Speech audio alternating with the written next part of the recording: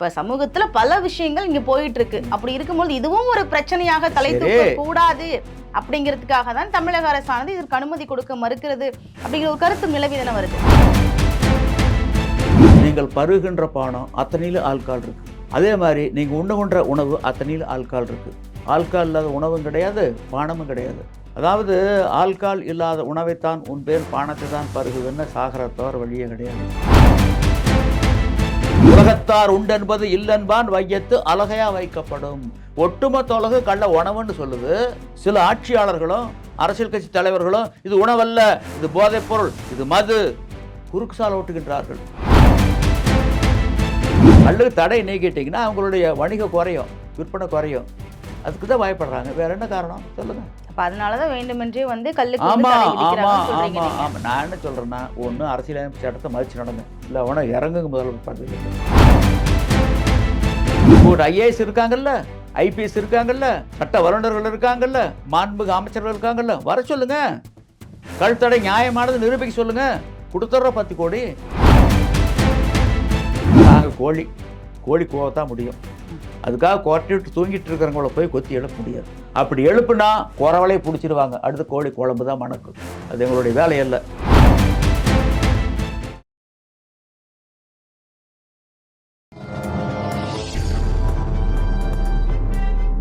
பத்திரிகை.com நேயர்களுக்கு வணக்கம். இன்றைய நேர்காணல்ல கல் இயக்கம் மற்றும் கீழ்பவானி பாசன விவசாய சங்க தலைவர் ஐயா நல்லசாமி நம்மோடு இருக்கிறார். வணக்கம் சார். வணக்கம்.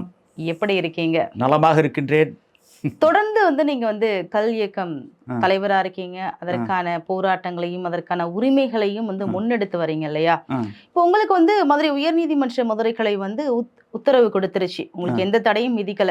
ஆனா அப்படி இருக்கும் பொழுது தமிழக அரசானது ஏன் இன்னும் அனுமதி கொடுக்க மறுக்கிறது?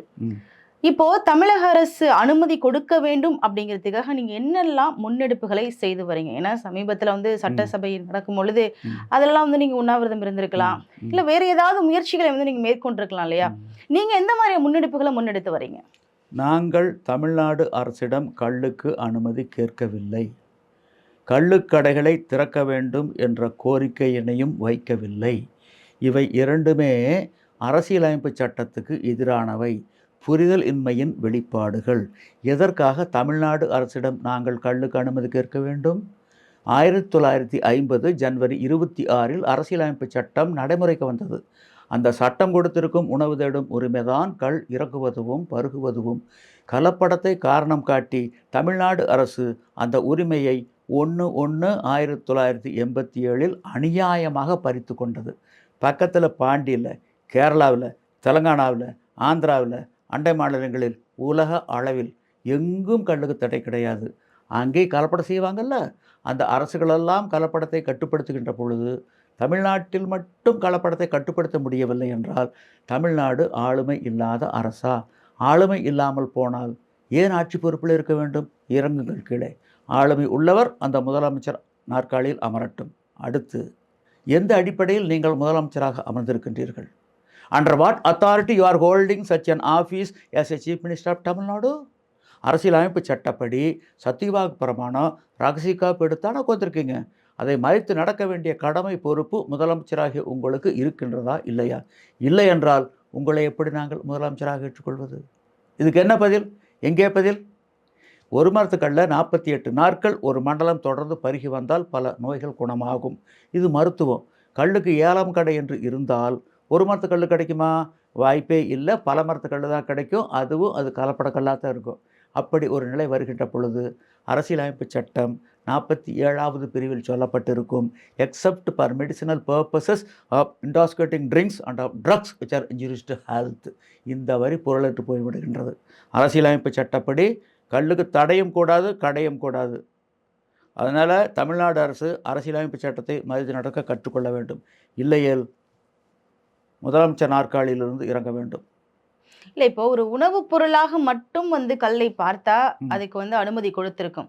ஆனா இங்க என்ன ஒரு பிரச்சனை அப்படின்னா, இந்த கலப்படங்கள் அதீதமாகும் பொழுது அங்க என்ன நடக்குது? பல உயிரிழப்புகள் நடக்குது. இதெல்லாம் தடுக்கணும் அப்படின்னா இதையெல்லாம் பார்த்துட்டு எப்படி ஒரு தமிழக அரசு அமைதியா இருக்க முடியும்? அப்ப இதுக்கு எப்படி அனுமதி கொடுக்க முடியும்? ஒன்றும் வேண்டியதில்லை. இது என்ன தண்ணி தானே?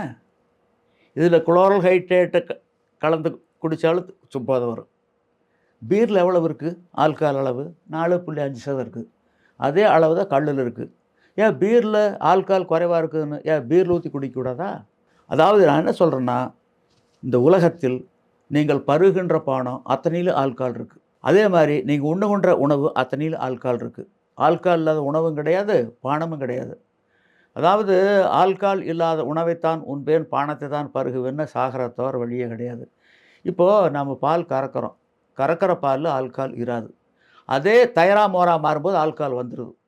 அதே மாதிரி சுடுசோத்தில் ஆல்கஹால் அளவு என்பது வேறுபடுதில்லை. இதுதானே நம்ம பார்க்க வேண்டிய விஷயமா இருக்குது.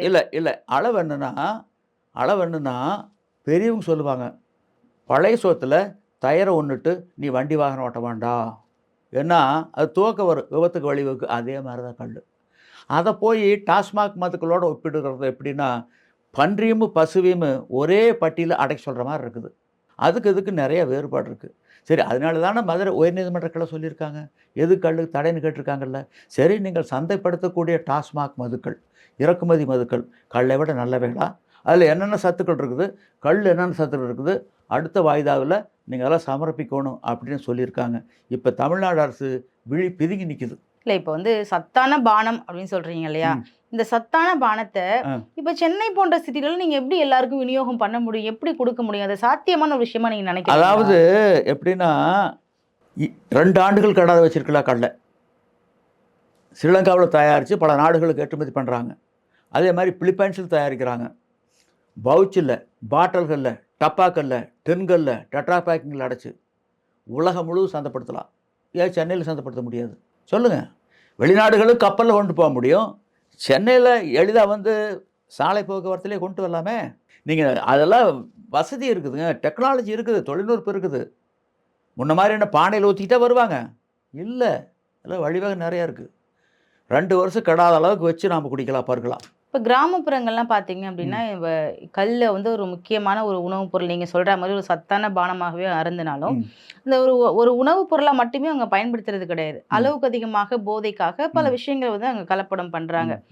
இதனால அங்கே ஒரு மது கடையில் போய் மது வாங்கி கொடுத்து உயிரிழப்பு அப்படிங்கிறது ஒரு ஸ்லோவாக தான் நடக்கும். அங்கே உடனே வந்து அவங்களுக்கு எதுவும் ஆகாது. ஆனால் இந்த கல் அப்படிங்கிற ஒரு விஷயத்தால கலப்படம் செய்யப்படுறதுனால இதை தெரியாம ஏமாந்து வாங்கி குடித்த எத்தனையோ குடும்பங்கள், எத்தனையோ குடும்பத்தில் உள்ள ஆண்கள் வந்து உயிரிழந்திருக்கிற அவ்வளவு நிலை நடந்திருக்கு.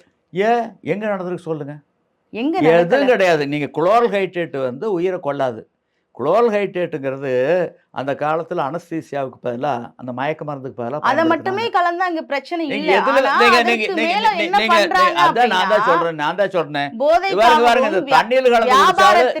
தண்ணியில் கலந்து குடிச்சாலும் போதை வரும். ஏன் கல்லில் கலக்கணும்? வேற எதில் கலந்து குடிச்சாலும் போதை வருது.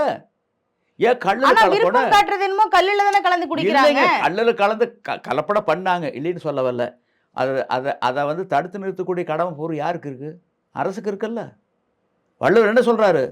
தக்காங்கு நாடி தலசெல்லா வண்ணத்தால் ஒத்தாங்கு ஒரு காட்டு பகுதியில வச்சு நீங்க அதை விற்பனை செய்வீங்க, எல்லாத்தையும் அரசாங்கம் வந்து வர முடியும் அப்படின்னா, இப்ப சமூகத்துல பல விஷயங்கள் இங்க போயிட்டு இருக்கு. அப்படி இருக்கும்போது இதுவும் ஒரு பிரச்சனையாக தலை தூக்க கூடாது அப்படிங்கிறதுக்காக தான் தமிழக அரசானது இதற்கு அனுமதி கொடுக்க மறுக்கிறது அப்படிங்கிற ஒரு கருத்து நிலவி தானே வருது. பாண்டிச்சேரியில் இருக்கல்ல, கேரளாவில் இருக்கல்ல, தெலுங்கானா, ஆந்திராவில் இருக்கல்ல, அவங்கெல்லாம் கலப்படத்தை கட்டுப்படுத்துகின்ற பொழுது தமிழ்நாட்டில் மட்டும் கட்டுப்படுத்த முடியவில்லைன்னா ஆளுமை இல்லைன்னா பொருள் இல்லை. இப்போ வேற ஏதாவது காரணம் இருக்கா?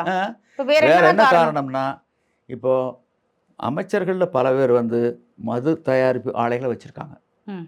ப்ரூவரிஸ் இருக்குது, டிஸ்டிலரி இருக்குது. நான் வெளிப்படையாக சொல்கிறேன், ஜெகத் ரச்சங்கிட்ட இருக்குது, டிஆர் பாலுகிட்ட இருக்குது, கனிமொழிகிட்ட இருக்குது, இல்லைன்னு சொல்லுங்கள். அதே கனிமொழி என்ன சொன்னாங்க? தமிழ்நாட்டிலே தான் இளம் விதைகள் அதிகம், இதற்கு டாஸ்மாக் மதுக்கள் தான் காரணம். அந்த அம்மா தான் வந்து அந்த புதுக்கோட்டை மாவட்டம் அந்த கால்ஸ் ஆலை அந்த அம்மாவுடைய ஆலை, இல்லைன்னு மறுக்க சொல்லுங்க. அப்ப அவங்களுடைய சுய லாபத்திற்காக மட்டும்தான் கள்ளு கடைகள் வராமல் தடுக்கறாங்க. மிடாஸ் யாருது? சசிகலாவுது. எல்லாம் அரசியல் பின்னணியில இருக்காங்க, அவங்க தான் தயாரிக்கிறாங்க. அதாவது இந்த கட்சிகளுக்கெல்லாம் பணம் கொடுக்குறாங்க இவங்க, அது தெரியுமா உங்களுக்கு? டாஸ்மாக் மூலம் எவ்வளோ வருமானம் வருது அரசுக்கு? 50,000 கோடி. இது முன்கதவு வழியாக வர்றது. பின்கதவு வழியாக அதே அளவுக்கு 50,000 கோடி வருது. அது லிக்கர் லாபி கைக்கு போகுது. தேர்தல் நேரத்தில் கட்சிகளுக்கு பணம் தேவைப்படுது. எடை போட்டு விடை கண்டு எல்லா கட்சிகளுக்கும் கொடுத்துட்றாங்க. இடதுசாரி, வலதுசாரி, தேசிய கட்சி, மாநில கட்சி, ஏதோ விரல் விட்டு எண்ணக்கூடிய ஒரு சில கட்சிகள் கையேந்தாது இருக்குது. எல்லாரும் கையேந்திடுறாங்க. அதனால தான் கல்லை பற்றி வாய் திறக்கறதில்ல, கல் தடை பற்றி வாய் திறக்கறதில்ல. நீங்கள் அது அவங்களுடைய வணிகம் குறையும். கல்லுக்கு தடை நீக்கிட்டிங்கன்னா அவங்களுடைய வணிகம் குறையும், விற்பனை குறையும். அதுக்கு தான் பயப்படுறாங்க. வேற என்ன காரணம் சொல்லுங்கள்? அப்போ அதனால தான் வேண்டுமென்றே வந்து கல்லுக்கு வந்து ஆமாம் தடை விதிக்கிறாங்கன்னு ஆமாம் சொல்றீங்க ஆமாம் நீங்க. ஆமாம். நான் என்ன சொல்கிறேன்னா, ஒன்று அரசியலமைப்பு சட்டத்தை மதிச்சு நடங்க, இல்லை வேணா இறங்குங்க முதல்ல பதவியிலேருந்து. We want interpretation for article 47. மது விலக்கு, மது கொள்கை, போதைப் பொருளை பற்றி அரசியலமைப்பு சட்டம் 47வது பிரிவு சொல்லுது.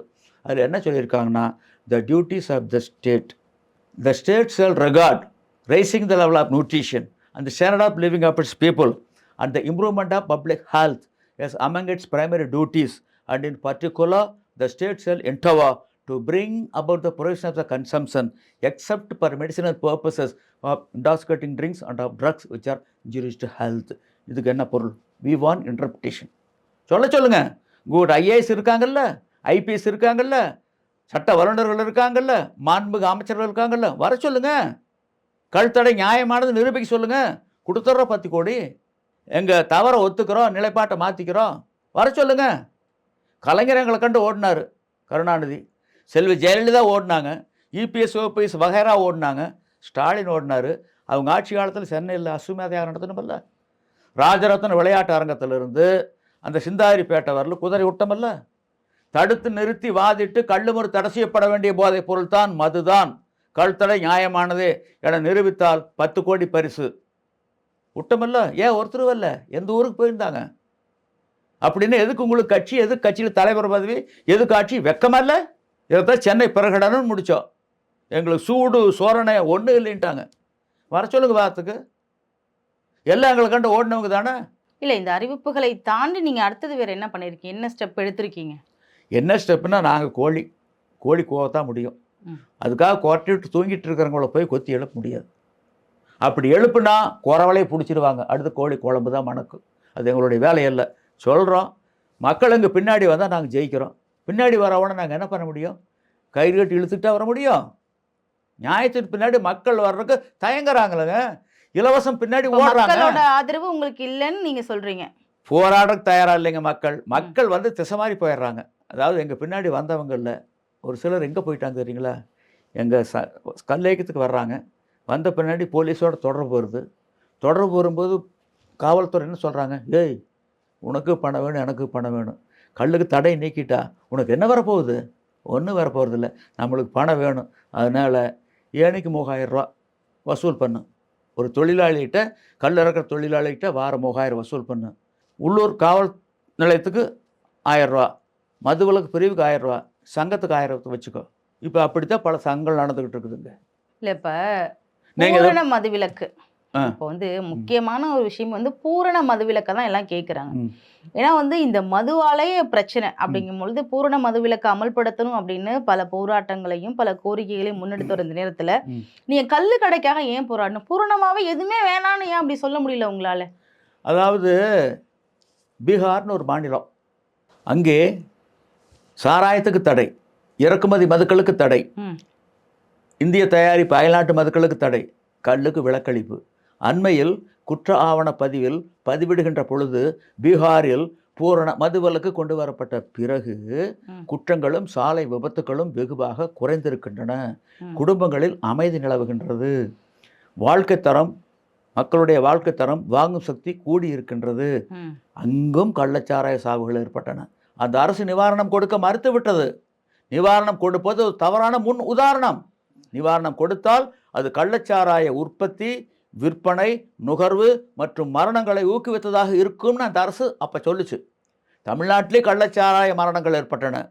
விழுப்புரம் மாவட்டம் விக்கிரவாண்டியில், கள்ளக்குறிச்சி போன்ற பகுதிகளில் கள்ளச்சாராய சாவுகள் ஏற்பட்ட போது தமிழ்நாடு அரசு விரைந்து ஓடிப்போய் சாவு ஒன்றுக்கு 10 லட்சம் ரூபாயை வள்ளல் போல் வாரி வாரி வழங்கியது. அங்கே அரசு பீகாரில் மதுவிலக்கை நோக்கி இருக்கின்றது, இங்கே மதுவை நோக்கி இருக்கின்றது. என்ன நியாயம்? ஏன் பீகாரில் கல்லுக்கு விலக்களிச்சிருக்காங்க? பக்கத்து மாநிலம் தானே, ஏன் விலக்களிச்சிருக்காங்க கல்லுக்கு? இல்லை உலகத்தில் எந்த நாட்டில் தடை இருக்குது, எந்த மாநிலத்தில் இருக்குது? தமிழ்நாட்டை தவிர. அதான் வள்ளுவர் சொன்னார், எவ்வது உறைவது உலகம், உலகத்தோடு அவ்வது உறைவது அறிவு. உலகத்தோடு ஒட்ட ஒழுகல் பலகற்றம் கல்லார் அறிவிலதார். உலகத்தார் உண்டென்பது இல்லென்பான் வையத்து அழகையா வைக்கப்படும். ஒட்டுமொத்த உலக கள்ள உணவுன்னு சொல்லுது. சில ஆட்சியாளர்களும் அரசியல் கட்சி தலைவர்களும் இது உணவல்ல, இது போதைப்பொருள், இது மது, குறுக்குசால் ஓட்டுகின்றார்கள். இப்படி குறுக்குசால் ஓட்டுவோனை உலக பேய்ப்பட்டியலில் வைக்கப்பட வேண்டும்ங்கிறார் வள்ளுவர். அதுக்கு என்ன சொல்கிறாங்க? அப்புறம் எதுக்கு வள்ளுவருக்கு கோட்டம்? எதுக்கு வள்ளுவருக்கு சிலை? எதுக்கு ஒவ்வொரு பேருந்துலேயும் வள்ளுவருடைய படம், வள்ளுவருடைய குரல், இதெல்லாம் எதுக்கு? சரி, உங்களுக்கு ஒரு ஐயப்பாடு வரலாமே, வரலையா? வள்ளுவர் கல்லுண்ணாமின்னு சொல்லியிருக்காரு. இல்லைங்க, கல்லுண்ணாமின்னு வள்ளுவர் சொல்லியிருக்காரு. அதே வள்ளுவர் கொல்லாமைங்கிறாரு, புலால் உண்ணாமைங்கிறாரு. அதுக்காக சென்னையில் இருக்கக்கூடிய இந்த கசாப்பு கடையெல்லாம் மூடிட முடியுமா? கறிக்கடைகளை மூடிட முடியுமா? வள்ளுவர் சொன்னார், மீனவர்கள் யாரும் கடலுக்கு போகாதீங்க, கொல்லாமை புலால் உண்ணாமை. தடுத்து நிறுத்திட்டா இலங்கைக்கு தமிழ்நாட்டுக்கு இருக்கக்கூடிய பிரச்சனைக்கு முற்றுப்புள்ளி வச்சிடலாமே, மீனவர் பிரச்சனைக்கு. வள்ளுவர் சொன்னது ஒழுக்கம் சார்ந்த ஒன்று, சட்டம் சார்ந்த ஒன்று அல்ல. ஒழுக்கம் சார்ந்த ஒன்று என்பதை நடைமுறைப்படுத்தி விட முடியாது. அது ஒரு பரிந்துரைக்கக்கூடியது. It is only recommendatory, not mandatory. சட்டம் என்ன சொல்லுது? அரசியல் அமைப்பு சட்டம் 47வது பிரிவு என்ன சொல்லுது? அதை மதித்து நடத்துக்கிறது ஒரு ஒரு அரசனுடைய கடமை. It is a duty of the government. அதுக்கு என்ன சொல்கிறாங்க? வள்ளுவர் எவ்வளோ சொல்கிறாரு. அவர் சொன்னதை ஏற்றுக்குன்னு அவர் சொல்லலையே. எப்பொருள் யார் யார்வாய் கேட்பினும் அப்பொருள் மெய்ப்பொருள் காண்பது அறிவு. வள்ளுவராகி நான் சொன்னாலும், ஆசிரியர் சொன்னாலும், பெற்றவங்க சொன்னாலும், பெரியவங்க சொன்னாலும் அப்படியே நீ ஏற்றுக்காதே. அதில் இருக்கக்கூடிய உண்மையை அறிந்து தெரிந்து தெளிந்து புரிந்து கொள்ளுவதை கொள்ளு, தள்ளுவதை தள்ளு. அதுதான்டா பகுத்தறிவுனாரு. இங்கே என்ன பகுத்தறிவு? பாசறையெல்லாம் பஸ் ஸ்டாண்டு கழிவுற மாதிரி நாருது. சொல்லுங்க, இல்லைங்க, வர சொல்லுங்க, வாரத்துக்கு வாங்கிக்கிட்டு. 8 கோடி மக்கள் யார் வந்தாலும் சரி, நெறியாளர் நீங்கள் வந்தாலும் உங்களுக்கு 10 கோடி கொடுத்துட்றோம். கல் தடை நியாயமானதே என நிரூபித்தால் வர சொல்லுங்கள். அப்புறம் எது கல்லுக்கு தடை? கல் என்னென்னு சத்துக்கள் இருக்குது தெரியுங்களா? ஒருத்தர் டாஸ்மாக் கடையில் தொடர்ந்து மது குடிச்சிக்கிட்டே இருக்கிறார். அவருடைய கல்லீரல் பாதிக்கப்படும். அந்த கல்லீரலில் அசிட்டால் டிஹைடு என்று சொல்லக்கூடிய நஞ்சு படர்ந்து கல்லீரல் கெட்டு போய் உயிருக்கு போராடி கொண்டு இருக்கக்கூடிய ஒரு குடிநோயாளி காலையிலும் மாலையிலும் அளவாக கல்லை பருகி வந்தால் அந்த அசிட்டால் டிஹைடு மெல்ல மெல்ல மெல்ல மெல்ல அகற்றப்பட்டு அந்த நோயாளி குணம் அடைவார். ஆக குடிநோயாளிக்கே கல் ஒரு அருமருந்து. மருந்துக்கு விதிவிலக்கு கொடுக்கணும்னு சொல்லி அரசியலமைப்பு சட்டம் 47வது பிரிவு சொல்லுதல்ல. இதுக்கெல்லாம் என்ன பயல் சொல்கிறாங்க? அதாவது இதுக்கு வேறு ஒன்றும் காரணம் இல்லைங்க. 8 கோடி மக்கள் நாம் செம்மறியாடுகளாக இருக்கிறோம். அதனால் ஆட்சியாளர்கள் ஓநாய்களாக இருக்காங்க. உங்களுடைய இந்த கோரிக்கைகளுக்கு தமிழ்நாடு அரசு செவி சாய்க்குமா என்பதை பொறுத்திருந்து பார்ப்போம். நேர்காணலில் பங்கு கொண்டமைக்கு நன்றி சார். வணக்கம். நன்றி, வணக்கம்.